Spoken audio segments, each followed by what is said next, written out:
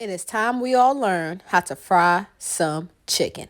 And this is Southern Fried from a New York City girl. So for this one, I use boneless, skinless chicken thighs. And I made sure to trim as much of the fat as I possibly can away. I don't like fat on myself and my man. That's it. Now, if you don't have kitchen shears to do this, you could just use your hands or just a knife. Once I was done prepping the chicken, it's time to season. Now, fried chicken ain't the place for a sprinkle here and a sprinkle there.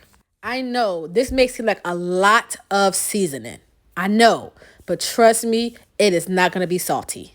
One, you have to know what seasonings you're using. And two, realize that once you pour the buttermilk, most of the seasoning is going to be part of the buttermilk. So all that seasoning you poured on it, you see as it not all sticking to the chicken. That's why you over season it a bit to make sure you get as much of the seasoning on the meat as possible.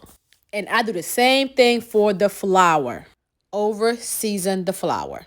It's not like every piece of chicken is going to have every bit of seasoning that you poured into this flour on it. And again, know your seasonings. Know which ones is heavy in salt and which ones isn't.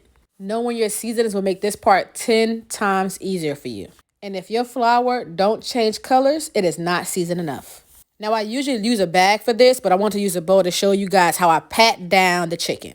Now, I don't do that wet batter hand and then dry batter hand. I use one hand for everything. One hand to grab the chicken out, one hand to flour the chicken, and I pat down that chicken real good.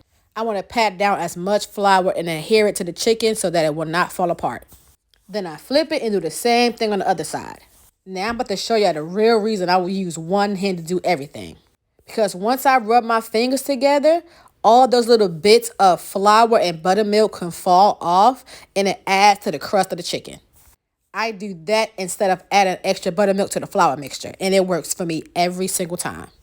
I always say the key to fried chicken is hot oil.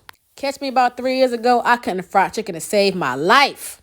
But now with some hot oil and making sure to not overcrowd the pot, I'm good to go.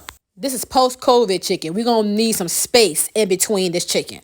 If you crowd the pot, the heat of the oil goes down drastically and it takes longer and the batter sits in there for too long at a low temperature and it falls off. In other words, do it in batches.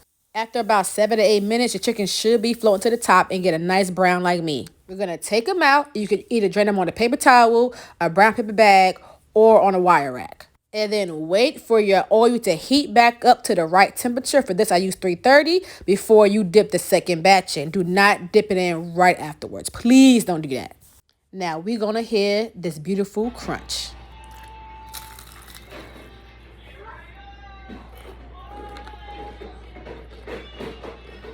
And that's what we call some good old Southern fried chicken from this Bronx, New York girl. And baby, the air fryer can do this.